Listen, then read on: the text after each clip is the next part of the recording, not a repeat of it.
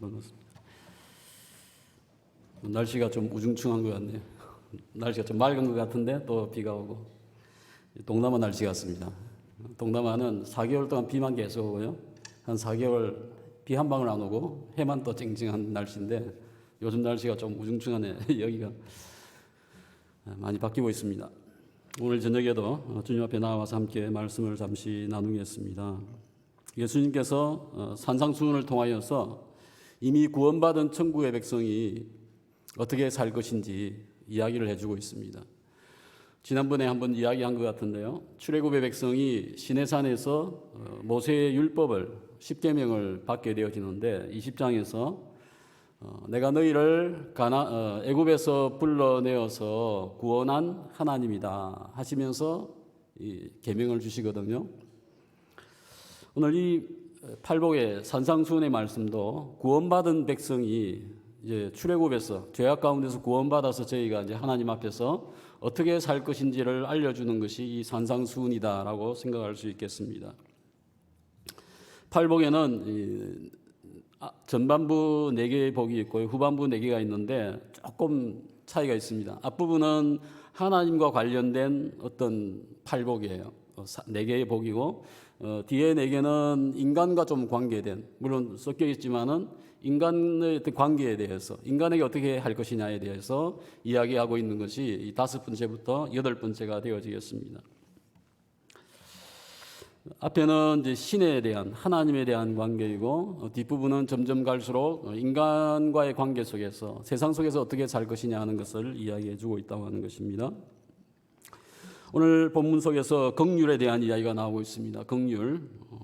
성경에 자주 나옵니다. 125번 나오고요. 300번 이 단어가 나오고 있습니다. 긍휼의 문자적인 의미는 영어에서는요, 가볍게 여긴다. 또 compassion 해서 이 불쌍히 여기는 마음, 또 함께 고통하는 것, 이것을 긍휼하다라고 이야기합니다. 히브리어에서는 라함인데요. 조금 좀 특이한 말입니다. 어머니의 자궁을 이야기해요. 뱃속을 이야기하는 것이죠. 그래서 어머니가 뱃속에서 아이를 가지게 되어지면 태동을 느끼지 않습니까? 아이가 또 움직이기도 하고요. 그와 같은 느낌을 엄마가 공유하는 것이죠. 그러니까 엄마가 뱃속에 있는 아이를 느끼는 것, 공감하는 것, 그 아이를 소중히 자궁 안에서 감싸고 지켜주지 않아요. 아기에게는 가장 안전한 장소죠. 그와 같은 어머니의 마음을 담은 그 사랑하는 마음, 그것을 라함이라고 하는데 이것이 오늘 긍휼로 번역이 히브리에서는 되고 있습니다. 그 다음에 또 한 가지는 이제 어머니의 뱃속에서 태어난 형제가 계시죠. 그죠? 같은 어머니에서 태어난 형제는 공감을 합니다. 나는 형이고 너는 동생이고, 형이 동생을 지켜주려고 하는 그 마음, 그것을 긍휼하다라고 또한 이야기를 한다고 합니다. 저도 어릴 적에 한번 국민학교 3학년 때, 초등학교 3학년 때 싸움을 한 적이 있는데요. 교실에서 막 싸우고 하다가 이제 그 싸우는 걸 내 옆에 있는 친구가 보고 저희 형한테 알려줬어요. 6학년이었거든요. 그러니까 뭐 오지는 않았지만은, 그럴 시간이 없었지만 굉장히 마음이 든든한 거 있죠. 뭐 싸움을 하다가 보면은 형제라고 하는 것이 있다고 하는 것이 얼마나 그게 힘이 되는지 모르죠. 오늘 그와 같은 형이 동생을 아끼는 마음, 같은 엄마의 뱃속에서 태어났기 때문에 긍휼히 여기는 마음, 그 마음을 원어에서는, 히브리어에서는 라함, 긍휼이다라고 이야기를 합니다. 이 단어는 하나님의 마음을 대변할 때 사용되어지고요. 하나님이 인간을 긍휼히 여기신다는 것은 창조주 하나님께서 피조물의 마음을 깊이 공감하고 계신다고 할 때에 이 단어를 사용합니다. 하나님이 창조주가 피조물을 공감할 때에 긍휼히 여긴다, 이렇게 표현을 할 때 사용되어진다고 하는 것이죠. 오늘 긍휼히 여기는 자의 이 긍휼은 하나님의 본질적인 성품입니다. 인간이 긍휼을 원한다고 내가 가질 수 있는 게 아니에요. 내 능력과 내 지혜 속에서 긍휼을 베풀 수 있는 것이 아니다 하는 것이죠. 이 긍휼은 누구의 성품이에요? 하나님의 성품인 것이죠. 그래서 하나님에게서 이 긍휼, 이것이 저희에게 나온다고 하는 것을 기억해야 합니다. 하나님의 긍휼을 입은 자는 하나님의 긍휼을 또한 나타내는 자이며, 그는 복을 받을 것이다 하는 것이 오늘 본문의 말씀인 것이죠. 하면 무엇이 긍휼인가? 두 가지 생각해 보겠습니다. 첫 번째 긍휼은 사랑하는 마음이에요. 사랑의 마음. 하나님은 여인이 젖 먹는 자식에 대한 마음을 이야기하면서 하나님의 마음을 비유했습니다. 이사야서 49장에 보면요, 여인이 어찌 그 젖 먹는 자식을 잊겠느냐, 자기 태에서 난 아들을 긍휼히 여기지 아니하겠느냐라고 이사야서에 이야기합니다. 요즘은 엄마가 자녀를 버리기도 하고 나쁜 짓을 많이 행하지만은 설령 인간은 자기 자녀를 잃어버리고 포기하고 나쁘게 까먹는다고 해도 하나님은 어떻게 너희를 까먹겠느냐. 하나님은 절대 너희를 잊지 아니하겠다라고 말씀하고 있습니다. 이것이 뭐예요? 하나님의 긍휼하심입니다. 누가복음 10장에 보게 되어지면 율법 교사가 예수님을 찾아왔습니다. 예수님에게 어떻게 하면 내가 영생을 받겠습니까? 한참 이야기를 하다가 이것 네가 10계명의 이것을 지키겠느냐? 다 지키고 있대요. 그러면 또 예수님이 질문을 마지막에 한 가지 하는데요. 질문이 그 친구가 이제 율법 교사가 예수님에게 질문을 합니다. 내 이웃이 누구입니까? 라고 질문을 하는 것이죠. 그래서 예수님께서 그때 그 질문에 대해서 비유로서 답을 하십니다. 강도 만난 자의 비유를 하시죠. 강도 만난 자 비유를 하시면서 거기에 선한 사마리아인이 나오는데 그 선한 사마리아인이 강도 만난 자를 보면서 성경에 보면 그를 보고 강도 만난 자를 보고 불쌍히 여겨 하였습니다. 이것이 뭐예요? 긍휼입니다. 같은 단어입니다. 그 다음에 이제 이야기가 다 끝나고 나서 예수님께서 다시 묻지요. 누가 너의 이웃이냐라고 하니까 율법학자가 말로는 이제 사마리아인이다라고 말을 못하고 그냥 자비를 베푼 자입니다라고 이야기하는데요. 이 자비가 뭐예요? 긍휼입니다. 그래서 인간 사회 속에서도 불쌍한 자를 보고 이 긍휼을 베풀 수 있는 것이죠. 조건 없이. 그래서 예수님께서 그에게 이야기합니다. 너도 가서 너도 그와 같이 하여라라고 실천할 것을 이야기합니다. 그 당시에 제사장이 지나갔죠. 종교적인 신분을 가지고 있었고요. 그는 아마 바쁘다고 하면서 강도 만난 자를 그냥 무시하고 자비의 마음이 없이 그냥 가버렸습니다. 레위인도 있었죠. 혈통상 부정한 것을 만져서는 되지 않는 자기의 어떤 몸을 지켜야 하는 나는 부정한 피 흘린 자를 만질 수 없어 하면서 그냥 지나칩니다. 하지만 진정한 이웃은 누구였습니까? 진정한 긍휼을 베푼 자, 자비를 베푼 자는 누구였습니까? 종교인도 아니었던 거죠. 태어날 때 좋은 신분을 가지고 태어난 레위인도 역시 아니었습니다. 그냥 긍휼히 여기는, 불쌍히 여기는 마음을 가지고 있던 이웃이었다고 하는 거죠. 이방인이었다고 하는 것을 보게 되어집니다. 불쌍히 여기는 마음은 이와 같은 마음인 것입니다. 종교적인 신분이나 좋은 가문을 통하여서 얻을 수 있는, 내가 열심히 공부해서 얻을 수 있는 것이 긍휼이 아닌 것이죠. 타고나는 것이 아닙니다. 직분을 받아서 그 긍휼이 생기는 것도 아닙니다. 긍휼은 불쌍히 여기는 마음이고 자비를 베푸는 사랑의 마음입니다. 부모가 자녀에게 용돈을 줍니다. 오늘 얼마, 일주일 얼마 용돈을 주는데요. 네가 무엇을 했어? 무엇을 하면 용돈을 주겠다 하는 부모도 계시겠지만 일반적인 것은 뭐예요? 그냥 주는 거잖아요. 그죠? 부모니까 자녀에게, 자녀가 나가서 생활 속에 필요한 것을 쓰게 하기 위하여서 이것이 뭡니까? 긍휼입니다. 이유 없이, 조건 없이 베푸는 그 마음, 어머니의 마음, 미운 자식 떡 하나 더 준다고 하는 그 마음이죠. 그가 말을 듣지 아니하고 행동은 좀 변변치 않지만은 여전히 부모의 입장에서는 뭐예요? 여전히 그 아이를 향한 긍휼의 마음이 있는 것입니다. 두 번째 긍휼이 무엇입니까? 그것은 용서의 마음입니다. 하나님이 아담과 하와가 선악과를 따먹고 났을 때에 또 인간이 죄를 가지게 되고 죽음을 맞이할 수밖에 없는 상황 속에서 하나님께서 독생자를 보내어 주시면서 인간을 용서하실 마음을 가지신 것이죠. 그것이 긍휼의 마음입니다. 예수님께서 긍휼에 대한 비유를 하셨죠. 한 주인에게 한 종이 1만 달란트를 빚을 졌다 하였습니다. 그 종이 평생 갚아도 갚지 못할 금액입니다. 가족을 팔고 감옥에 갇혀도 그 죄값은, 그 엄청난 가격은 메꿀 수가 없는 것이죠. 이것을 요즘 금액으로 환산을 하면요, 엄청난 금액이 되어지는데요. 1달란트면 한 20kg 되어지는 금덩입니다. 이게 1만 개가 있다고 생각해 보십시오. 그만큼 엄청난 거예요. 요즘 가격을 누가 환산을 해보고는 1억 8천만 원이다. 한 달란트가. 근데 1만 달란트니까 이거는 1800조, 한국 시세로 따지면 1800조의 빚을 진 거예요. 그러니까 뭐 최대한 빚질 수 있는 최대한을 빚진 것인데 100데나리온 빚진 자가 있었다고 하는 것이죠. 100데나리온은 얼마인지 아십니까? 요즘 시세를 따지면 6,000원 정도. 돈 만은 안 되는 거예요.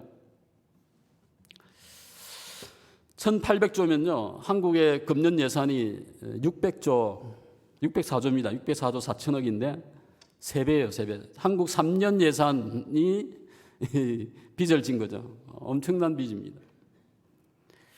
주인은 어떤 영문인지 몰라도 그 종의 빚을 탕감하여 줍니다. 빚을 탕감받은 그 종은 너무 행복했습니다. 너무 좋았겠죠.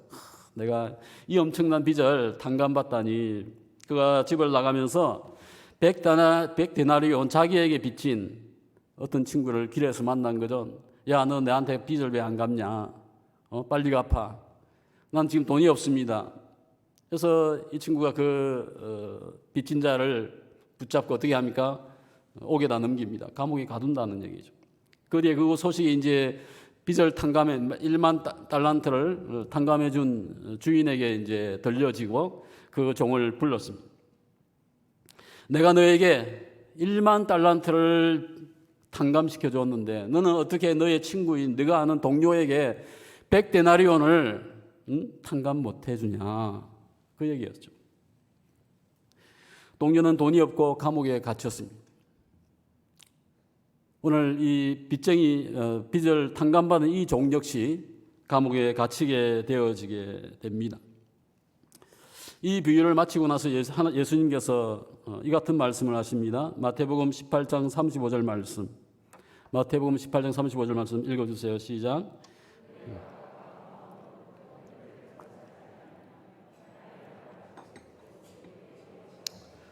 예, 마음으로부터 형제를 용서하지 아니하면 하늘의 아버지께서도 너희에게 이와 같이 하실 것이다. 어떻게 하시는 거예요? 용서해 줬던 거 다 물리겠다고 하는 거죠. 무서운 얘기입니다. 긍휼은 내가 받은 하늘 아버지의 용서를 받고 그 은혜에 감사해서 나 역시 누구인가에게 나에게 빚진 자에게 갚을 수 없는 자에게 용서를 베푸는 것이다 라는 것이죠. 무엇이 인간에게 가장 큰 행복을 줍니까? 용서받을 때죠. 내가 뭐 잘못을 했는데 부모님이 누군가가 그거 없는 걸로 해줄게. 얼마나 기쁩니까? 또 내가 누군가를 용서해 줄 때도 굉장히 행복한 거예요. 잘 모르세요? 용서해 보셨죠? 그죠? 누군가를 그냥 용서해 주는 것, 다시 따지지 않는 것, 그거 역시 행복하다고 하는 것입니다. 누군가를 용서하지 못하고 세상을 사는 것은 더 큰 고통이고 상처는 더 깊어지는 것이죠. 용서를 해주면 내가 더 좋은 거예요, 내가. 그죠? 용서를 못 해주고 있는 내 마음이 더 무겁고 아프고 상처는 더 큰 상처가 될 수 있다고 하는 것입니다.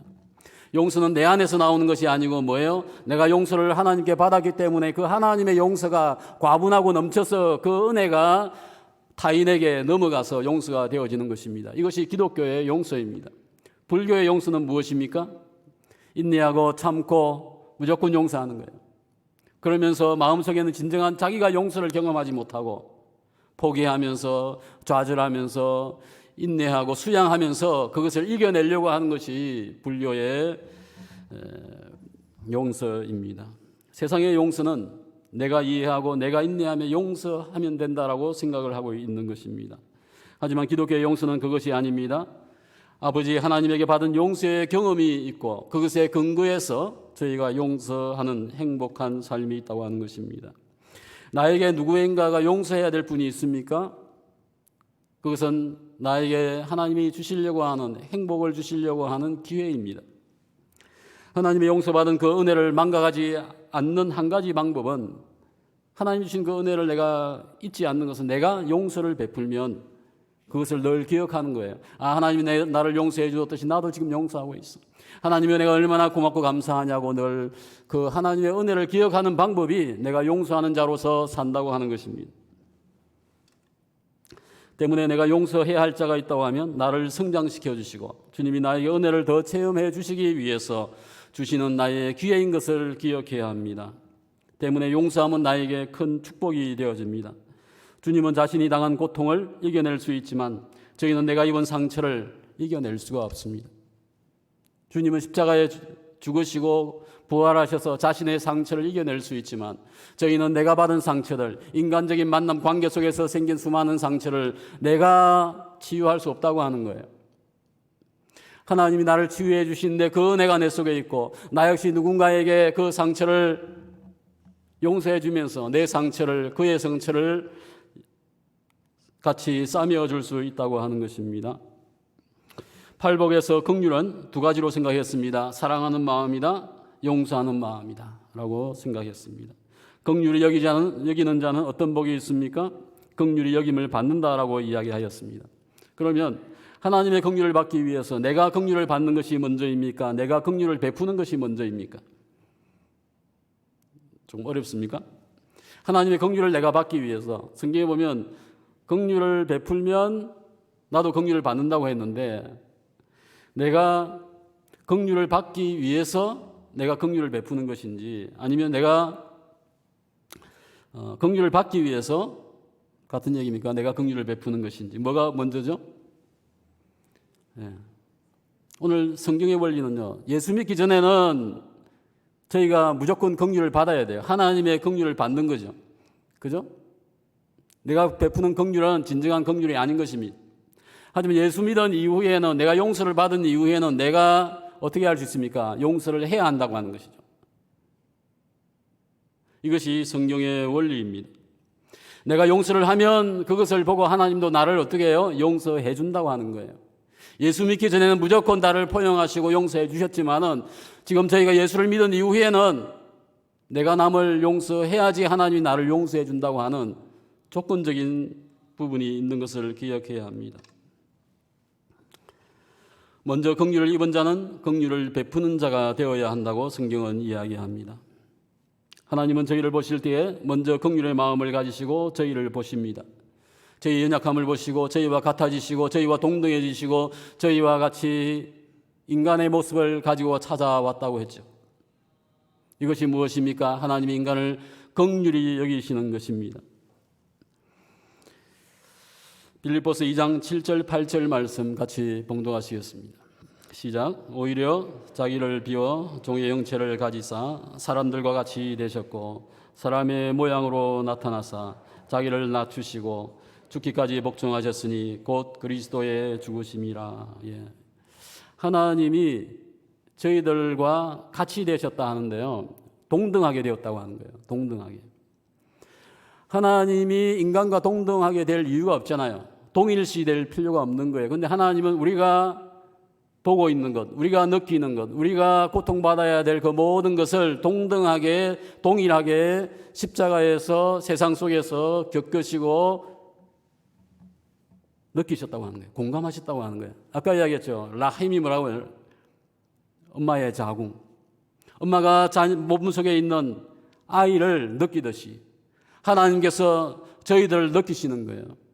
인간의 연약함과 부족함과 나의 감정과 나의 슬픔을 하나님께서 어머니가 자녀에 대한 마음을 태출로 연결되어져서 그 생명과 연결되어져서 그 공감을 하듯이 하나님이 저희들과 동일시하시고 동등되시고 공감하시기 위해서 십자가에 이 세상에 오셨다고 하는 이야기입니다. 하여서 성경에 금방 읽은 말씀 속에 자기를 비웠다고 했습니다. 종의 형체를 가지셨다고 하였습니다. 인간들과 같이 되셨다라고 이야기하고 있습니다. 자기를 낮추시고 십자가에 죽으셨다. 이게 뭐예요? 하나님이 저희들과 동등되시는 거예요. 동등하려고 낮아지신 것이에요. 동일시하신 거예요. 자신의 영광과 자신의 특권을 다 포기하셨습니다. 이것이 하나님의 긍휼 속에서 나온 것입니다. 예수님은 우리의 처지를 공감하시고 체휼하셨습니다. 인간이 되어 주셨습니다. 자신이 저희를 긍휼히 여기시고 자신이 할 수 있는 모든 것을 하셨습니다. 이것이 예수님의 기막힌 긍휼하심입니다. 저희는 이 기가 막힌 긍휼을 입은 자입니다. 때문에 주님은 이제 저희에게 긍휼을 베푸는 자, 긍휼히 여기는 자가 되기를 소원하십니다.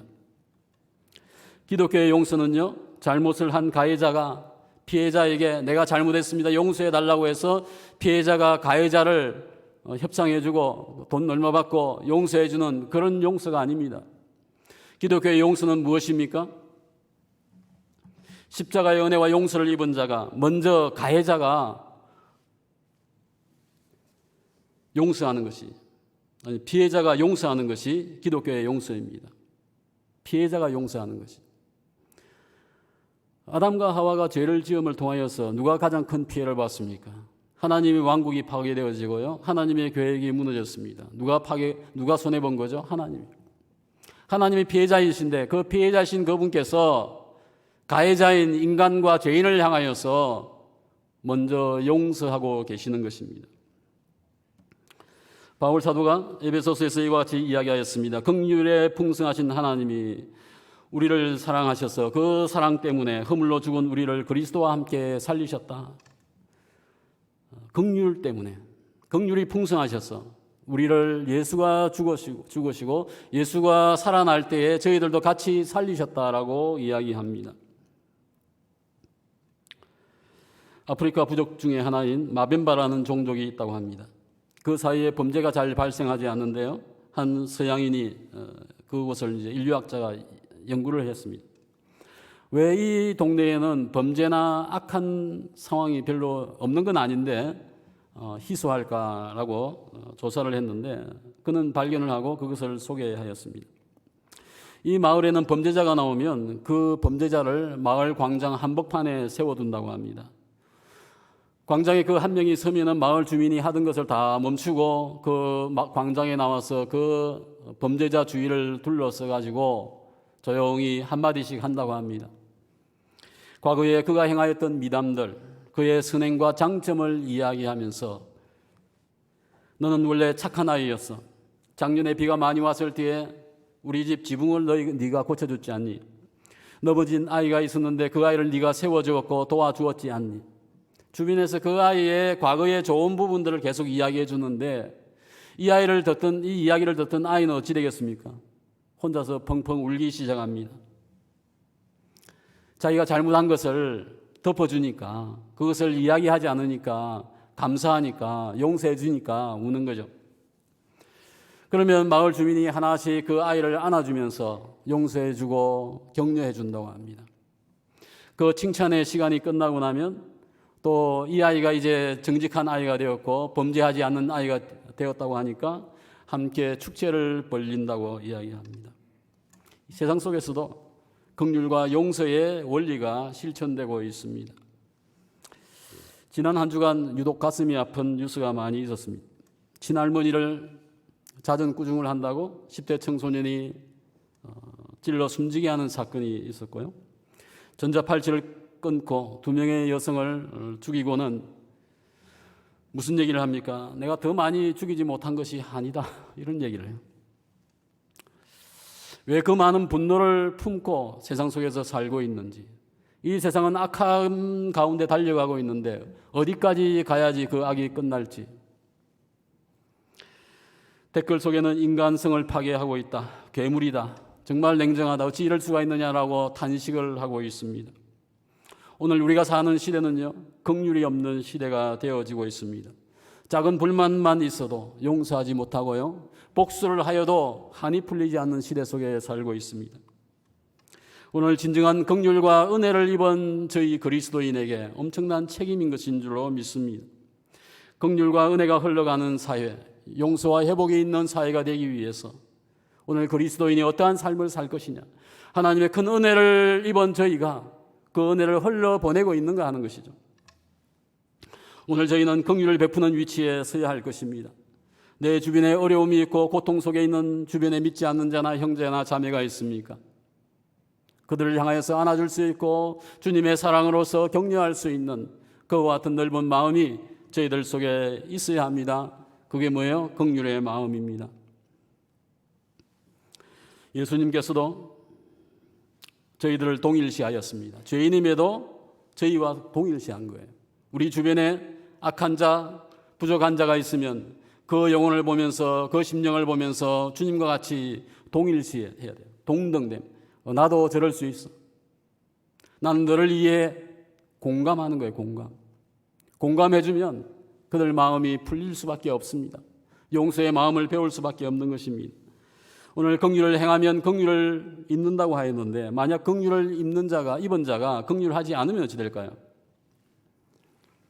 천국 복을 받은 자가, 하나님의 긍휼을 입은 자가 자기 안에 있는 긍휼로서 타인을 긍휼히 여기지 않는다고 하면 성경은 심판 때에 하나님도 긍휼히 여기지 않는다라고 이야기하고 있습니다. 하나님 앞에서 긍휼을 받았는데요, 그 긍휼을 내가 행하지 않는다고 하면 하나님께서 나도 심판 때에는 너를 기억하지 않는다라고 이야기하시는 것입니다. 내가 용서하지 않으면요, 내 속에 독이 쌓이고 화가 되고요, 결국 나를 병들게 하는 것입니다. 세상은 나를 위해서 용서하고 잊어야 한다고 이야기합니다. 하지만 용서의 방법은 알려주지 않습니다. 기독교의 용서는 무엇이죠? 용서를 입은 자가 그 용서의 은혜를 받고 그 은혜 때문에 타인을 용서하는 것입니다. 내가 용서하지 못하면 나는 내 상처와 미움 안에서 상처 속에서 살게 됩니다. 내가 용서하지 못하면 주님께서도 나를 용서하지 못한다라고 경고하고 있습니다. 마태복음 6장 14절과 15절 말씀 함께 봉독하시겠습니다. 마태복음 6장 14절 15절. 제가 읽겠습니다. 너희가 사람의 잘못을 용서하면 너희 하늘 아버지께서도 너희 잘못을 용서하시려니와 너희가 사람의 잘못을 용서하지 아니하면 너희 아버지께서도 너희의 잘못을 용서하지 아니하실 것이다. 같은 이야기죠. 이 조건이 충족될 때에 하나님이 나를 불쌍히 여겨주신다고 말씀하고 있습니다. 주기도문 속에도 어떻게 나와 있습니까? 우리가 우리에게 죄진 자를 어떻게 해요? 사하여 준 것 같이 우리 죄를 사하여 주옵시고. 조건부예요. 뒤집어서 이야기하면 내가 내게 죄 지은 자가 있는데 그 친구를 내가 용서해 주지 못하면 주님 나에게 죄 용서하지 마세요, 이 얘기입니다. 야고보서 2장 13절 말씀 함께 봉독하시겠습니다. 시작. 긍휼을 행하지 아니하는 자에게는 긍휼 없는 심판이 있으리라. 긍휼은 심판을 이기고 자랑하느니라. 긍휼을 행하지 아니한다 하는 것은 하나님의 심판을 기대해야 된다고 하는 얘기입니다.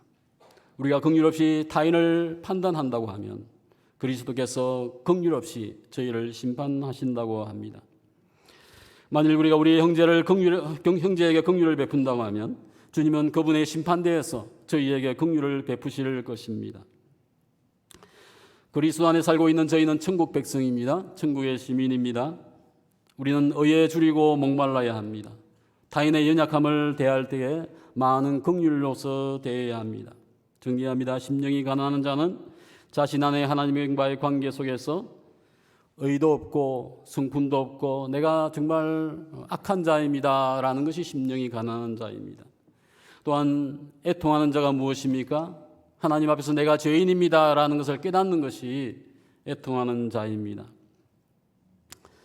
온유한 자가 무엇입니까? 하나님이 주시는 환경과 상황들 속에서 내가 기꺼이 희생하고 내가 참을 수 있는 그와 같은 성품이 온유함이다라고 이야기했습니다.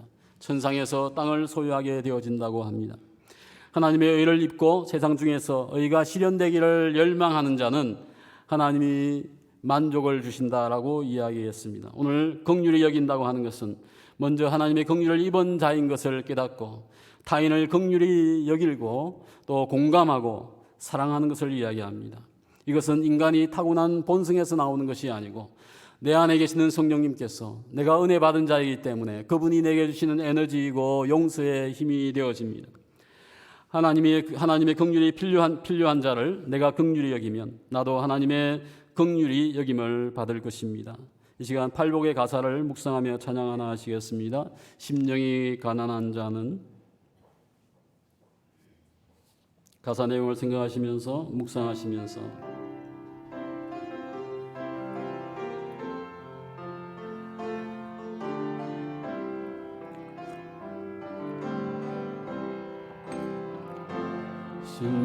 심령이 가난한 자는 천국이 저희 것이요 애통하는 분은 복있네 위로를 받을 것이 온유한 자 복이 있나니 온유한 자 복이 있나니 땅을 기으여 보러 받겠네. 의에 졸이고 목마른 자는 저희 배부를 것이요. 긍휼히 여기는 자는 긍휼히 여기는 자는 긍휼히 여김 받겠네.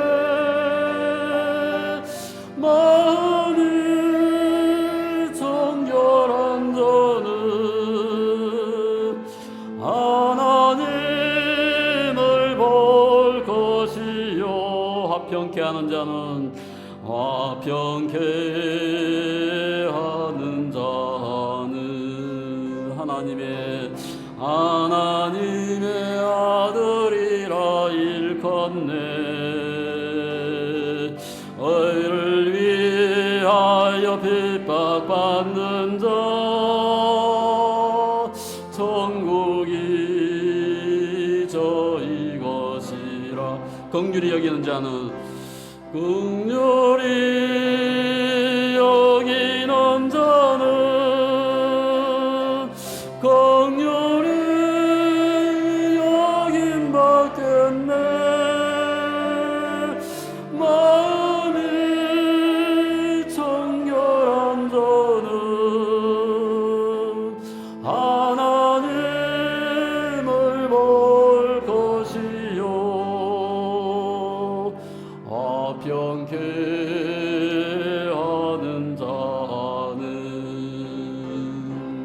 하나님의 아들이라 일컫네. 의를 위하여 핍박받는 자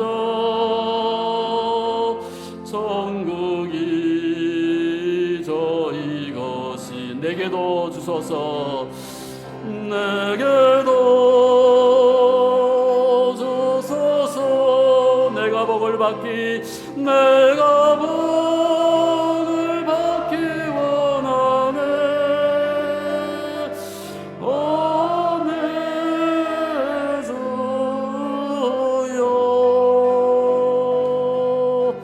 주소서.